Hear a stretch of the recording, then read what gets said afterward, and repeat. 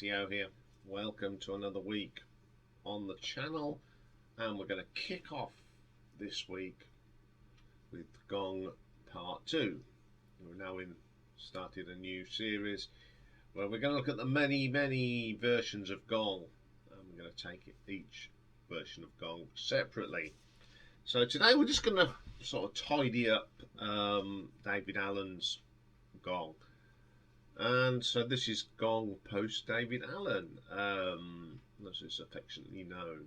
So leading up to that, in February of 2015, Daevid Allen announced in a statement that his cancer had returned into his neck and was spread into his lungs. But he had made the decision he was not interested in having surgical operations.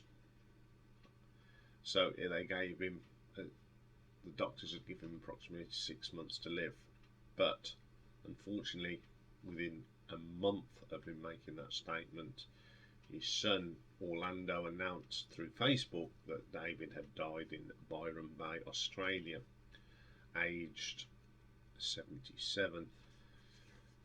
So in April of 2015, it was revealed that Daevid had written an email to the band prior to his death expressing that he wishes the 5 remaining members to continue performing following his passing, and suggested that Kavas Torby became the new frontman.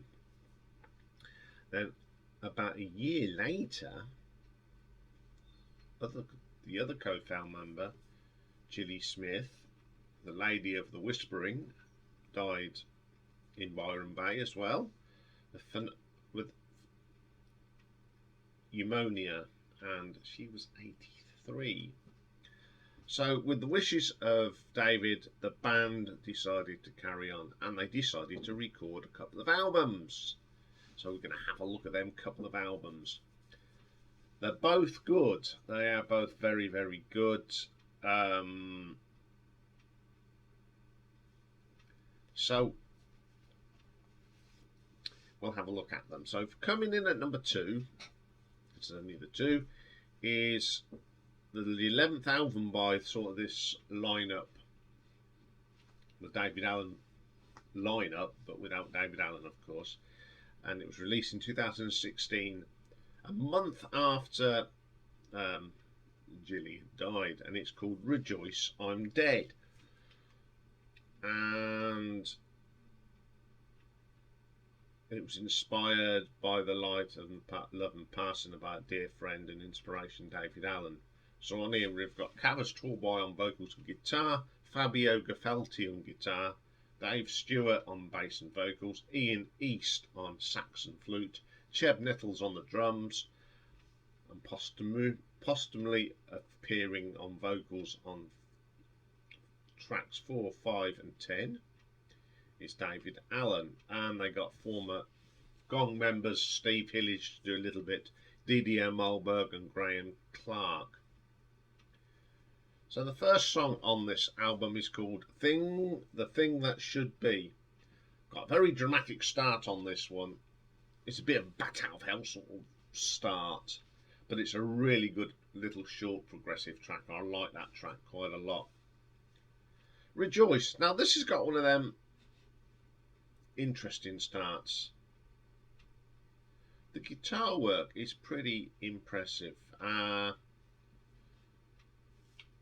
think the lead guitar, I don't know if it's Fabio or Kavos, but the guitar work on this is superb, and it's a really strong track. It's a 10-minute epic with lots of that jazz fusion and progressive rock. Really strong track. Then we get a track called Capital. This goes back to like the early days of space rock. It's got a swirly saxophone in it. The drums are really good. Excellent track. Then we get my favourite track on this one. It's just called Model Village. Again, very good sax playing on here from Iain East. Very progressive. It's got the elements of Van der Graaf generator in there as well. Pretty good. Then we get Beatrix. The bass line on this is terrific, but the rest of it's a little bit monotonous and dull. But it's the bass line that really did lift that track. Then we get Visions,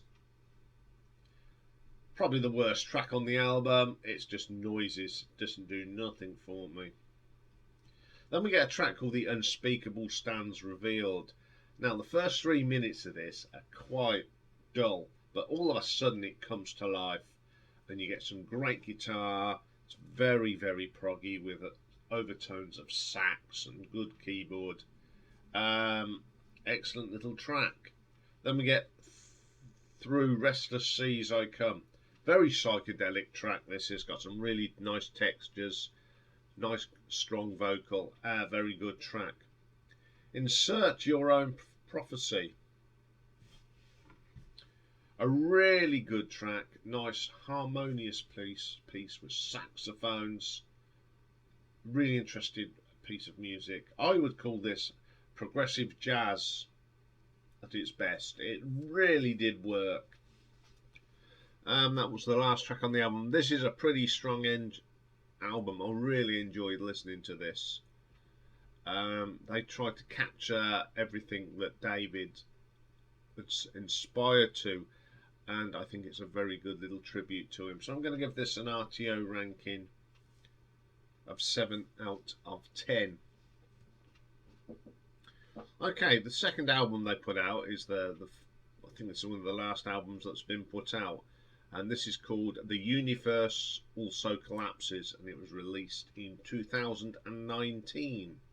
So on here we've got Dave Stewart on bass guitar, synthesizer and vocals, Cheb Nettles on the drums, Fabio Gaffetti on the guitars, Iain East on flutes again, and Kavos Tobai on vocals and guitars.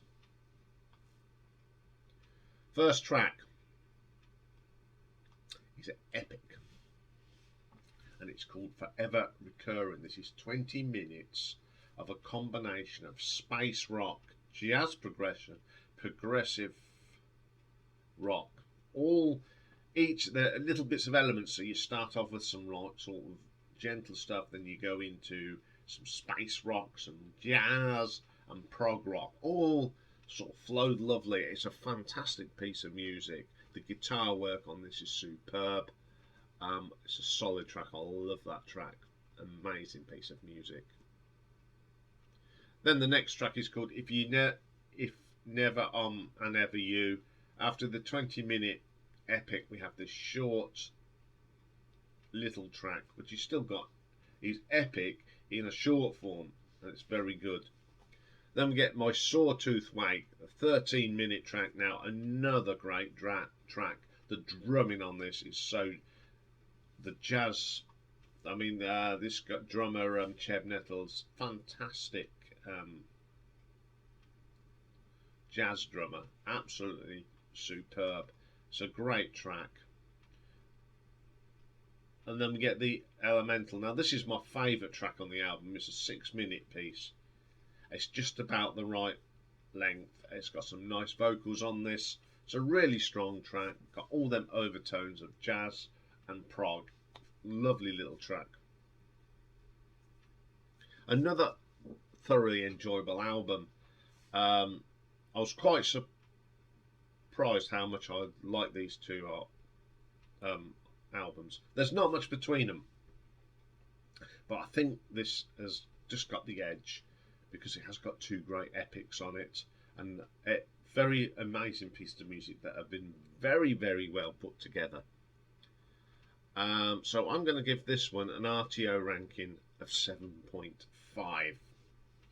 So there we are, short and sweet today, but it just clears up and tidies up the Daevid Allen era of him leading Gong. So next week, it's a very short one. It's one album, and it's part 3, and it's goes down as a Gong album, but it's actually the transition period between Daevid Allen's Gong and Pierre Morales, whatever his name is, never remember his name, Gong, and it's called Shamal Gong. So it's the one that sort of, it's the period between the two main bands. Very confusing this is. This was trouble to put all together. So we'll be having a look at that album. Okay then, that's all for this one. I'll be back very shortly and for a classic album. And we're going to look at one of the most important indie albums to come out and influenced many bands.